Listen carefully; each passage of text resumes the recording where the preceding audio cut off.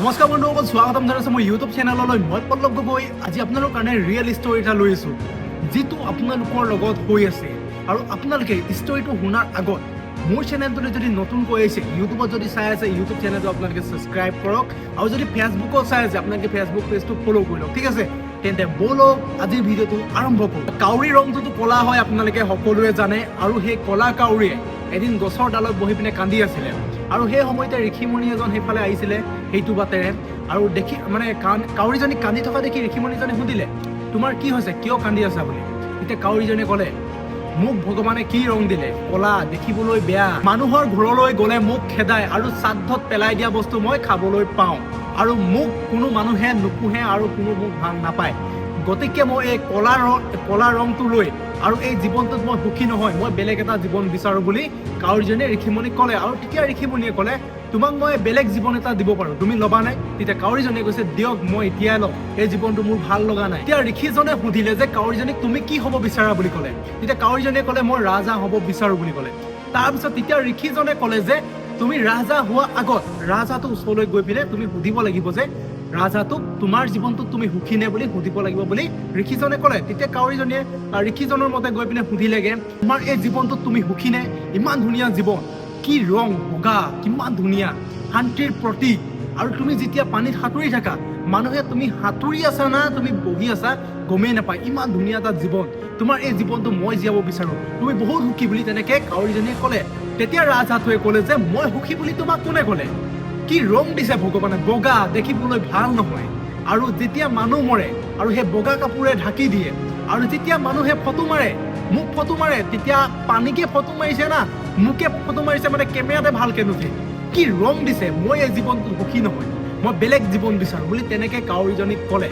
আৰু তেতিয়া কাউৰীজনী আৰু ৰাজহাঁহটো দুয়োজন লগ খাই পিনে গ'ল ঋষিমণিৰ ওচৰলৈ। ঋষিজনক লগ পালে আৰু ক'লে যে ৰাজহাঁহটোৱে মই এইটো জীৱন মই নিবিচাৰোঁ, মই বেলেগ এটা জীৱন বিচাৰোঁ, এইটো জীৱন মই সুখী নহয় বুলি ক'লে ঋষিজনক। আৰু তেতিয়া ক'লে, তুমি কি হ'ব বিচাৰা বুলি ক'লে ঋষিজনে। তেতিয়া ক'লে যে ৰাজহাঁহটোৱে মই ভাটৌ চৰাই হ'ব বিচাৰোঁ বুলি ক'লে। তাৰপিছত ঠিক আছে, তোমাক মই ভাটৌ চৰাই বনাই দিম, কিন্তু তুমি ভাটৌ চৰাই হোৱাৰ আগত তুমি ভাটৌ চৰাইটোক গৈ সুধিব লাগিব যে তুমি তোমাৰ জীৱনটোত সুখী নে বুলি। তেতিয়া ৰাজহাঁহটোৱে ঠিক আছে, মই সুধি আহোঁ বুলি ক'লে। আৰু দুইজন গ'ল, ৰাজহাঁহ আৰু কাউৰী গ'ল এতিয়া ভাটৌ চৰাইৰ ওচৰলৈ। গোটেই দিনটো ভাটৌ চৰাই বিচাৰি বিচাৰি শেষত লগ পালে ভাটৌ চৰাইক, আৰু পাতৰ লগত মিলি আছিলে। আৰু তেতিয়া ৰাজহাঁহটোৱে ক'লে যে ভাটৌ চৰাইক ক'লে, তোমাৰ এই সুখী জীৱনটো মই বিচাৰোঁ বুলি কৈছে। ইমান ধুনীয়া তোমাৰ গাৰ ৰং, সেউজীয়া, পাতৰ লগত মিলি থকা, সেউজীয়া, ৰঙা, আৰু মানুহে তোমাক পোহে, খাবলৈ দিয়ে, ইমান সুখী জীৱন, এই জীৱনটো মই বিচাৰোঁ বুলি তেনেকৈ ক'লে ৰাজহাঁহটোৱে ভাটৌ চৰাইক। তেতিয়া ভাটৌ চৰাইটোৱে ক'লে যে মোৰ জীৱনটো সুখী বুলি তোমাক কোনে ক'লে?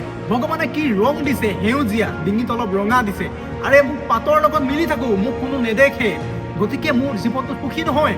আৰু পোহাৰ নামত মানুহে মোক কি কৰে, পাখি কাটি দিয়ে, উৰিবলৈ নিদিয়ে, সজাত ভৰাই থৈ দিয়ে, আবদ্ধ কৰি ৰাখে, গতিকে মই এইটো জীৱন নিবিচাৰোঁ, মই বেলেগ জীৱন বিচাৰোঁ, তেনেকৈ ক'লে ৰাজহাঁহ আৰু কাউৰী।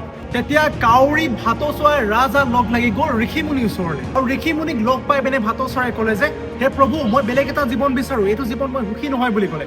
তেতিয়া ঋষিজনে ক'লে যে তুমি কি হ'ব বিচাৰা বুলি ক'লে। তেতিয়া ক'লে যে ভাটৌ চৰাইটোৱে মই ময়ূৰ চৰাই হ'ব বিচাৰোঁ বুলি ক'লে।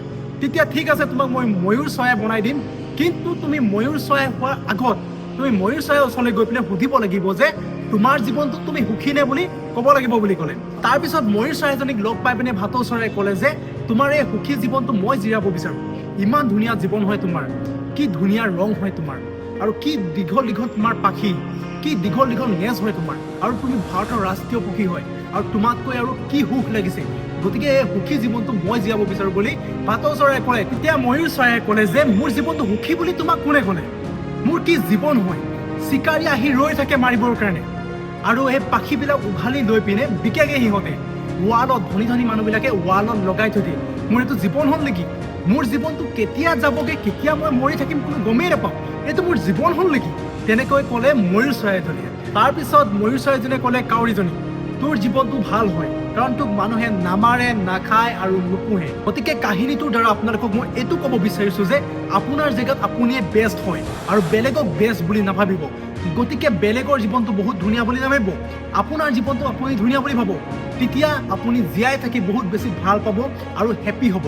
গতিকে বেলেগক বেষ্ট বুলি ভাবাতকৈ নিজক বেষ্ট বুলি ভাবক, আৰু নিজৰ জীৱনটোক ধুনীয়া বুলি ভাবক। আৰু চাওক, আপোনালোকে ভগৱানে আমাক যিটো কালাৰ দিছে, সেইটো কালাৰত আমি সন্তুষ্ট হ'ব লাগে।